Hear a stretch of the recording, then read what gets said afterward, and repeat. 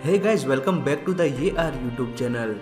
और प्लेन के बारे में बहुत सी ऐसी जानकारी है जिनसे हम अब तक अनजान हैं या फिर हमारे पास उस बारे में गलत जानकारी है।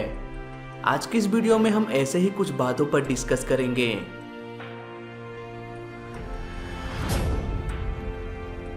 दोस्तों, सारे कमर्शियल प्लेन्स में कम से कम 2 पायलट होते हैं, एक पायलट और दूसरा को पायलट। को पायलट भी वेल ट्रेन्ड पायलट होता है और दोनों में बस सीनियर और जूनियर का फर्क होता है।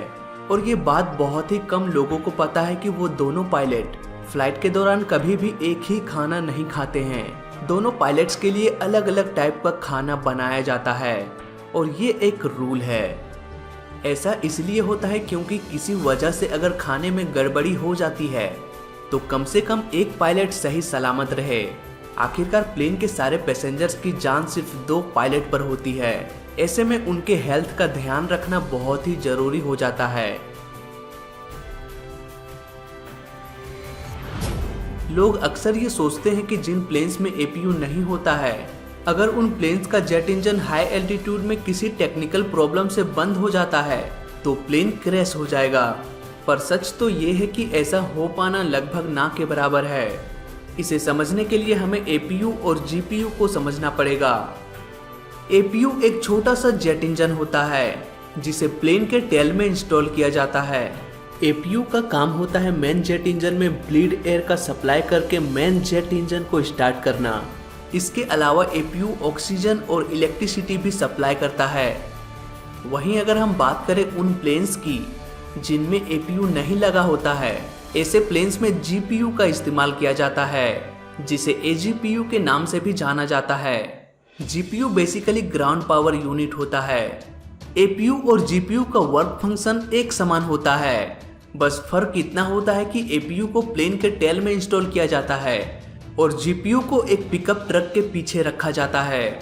बहुत सारे एयरपोर्ट्स में जीपीयू को अंडरग्राउंड भी रखा जाता है। यहाँ पे प्रॉब्लम ये होता है कि जीपीयू एक एक्सटर्नल पावर यूनिट होता है जिसका मदद सिर्फ एयरपोर्ट में ही लिया जा सकता है। ऐसे में एक सवाल आता है कि जिन प्लेन्स में एपीयू नहीं होता है, अगर उन प्लेन्स का इंजन हाई एल्टीट्यूड में बंद हो जाए तो क्या होगा? ऐसे कंडीशन में अगर प्लेन का एक जेट इंजन बंद हो जाता है तो दूसरे जेट इंजन से प्लेन आसानी से फ्लाई कर सकता है। इवन सिंगल इंजन होने के बावजूद भी प्लेन टेक ऑफ या लैंडिंग कर सकता है और इसकी पूरी ट्रेनिंग पायलट को दिया जाता है। लेकिन क्या होगा अगर प्लेन का दोनों जेट इंजन बंद हो जाए? ऐसे कंडीशन से निपटने के लिए प्लेन में मेन जनरेटर लगा होता है और इसी जनरेटर में रैम एयर टरबाइन लगा होता है जिसकी मदद से जेट इंजन को रीस्टार्ट किया जा सकता है। और अगर मेन जनरेटर भी खराब हो जाता है तो एक बैकअप जनरेटर भी होता है जिसका इस्तेमाल किया जा सकता है। और अगर ये बैकअप जनरेटर भी बंद हो जाए तो क्या होगा? आई थिंक इतने सारे अशुभ घटनाएं एक साथ नहीं हो सकती। दोस्तों, एयरपोर्ट में आपने अक्सर देखा होगा पुश बैक ट्रक को जो प्लेन को रनवे में ले जाता है। लोग अक्सर सोचते हैं कि इसका इस्तेमाल सिर्फ फ्यूल बचाने के लिए किया जाता है, जबकि ऐसा नहीं है। प्लेन जेट इंजन की मदद से टैक्सिंग या पार्किंग कर सकता है, लेकिन खतरा इस बात का होता है कि ग्राउंड में बहुत सारे अनवांटेड पार्टिकल्स होते हैं जैसे कि धूल, मिट्टी वगैरह वगैरह। ये अनवांटेड पार्टिकल्स प्लेन के जेट इंजन में भी जा सकता है जो कि जेट इंजन को नुकसान पहुंचा सकता है। इसीलिए पुश बैक ट्रक का इस्तेमाल किया जाता है। इससे फ्यूल का भी बचत हो जाता है और इंजन भी सेफ रहता है। दोस्तों, प्लेन में ऑटो पायलट होता है जो कि एक कंप्यूटर प्रोग्राम होता है। कुछ ऑटो पायलट्स को ऐसा कमांड दिया जाता है कि वो मेजर डिसीजंस ले सके, जैसे कि प्लेन के डायरेक्शन या एल्टीट्यूड को चेंज करना हो।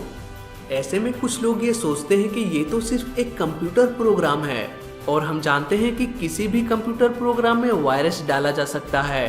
तो क्या इस वायरस की मदद से प्लेन को नुकसान पहुंचाया जा सकता है? ऐसा होना बिल्कुल भी पॉसिबल है, पर आपको बता दूं कि हर ऑटो पायलट प्लेन के डायरेक्शन को चेंज नहीं कर सकता है। जिन प्लेन्स में ऑटो पायलट डायरेक्शन चेंज कर सकता है उन प्लेन्स में कभी भी सिंगल ऑटो पायलट नहीं होता है। वैसे प्लेन्स में कम से कम 2 ऑटो पायलट होना जरूरी है। अगर हम बात करें बोइंग 777 की, तो इस प्लेन में 3 ऑटो पायलट होता है। सपोज अगर एक ऑटो पायलट प्लेन के डायरेक्शन को चेंज करने की कोशिश करता है, तो दूसरा ऑटो पायलट ये सेंस करेगा कि डायरेक्शन को चेंज करने की जरूरत है या नहीं। अगर दूसरा ऑटो पायलट ये पाता है कि बिना वजह के प्लेन के डायरेक्शन को चेंज किया जा रहा है, तो वो तुरंत ही पहले ऑटो पायलट को डिसेबल करके उसकी जगह ले लेगा। तो दोस्तों इस वीडियो में अभी तक के लिए बस इतना ही। वीडियो अच्छा लगा तो लाइक कर देना, बुरा लगा तो डिसलाइक कर देना, और दोनों ही केस में इस चैनल को सब्सक्राइब कर देना, क्योंकि इस चैनल में सीखने के लिए बहुत कुछ है। तो मैं मिलता हूँ आपसे अगली वीडियो में, तब तक के लिए देखते रहिए और सीखते रहिए। जय हिंद।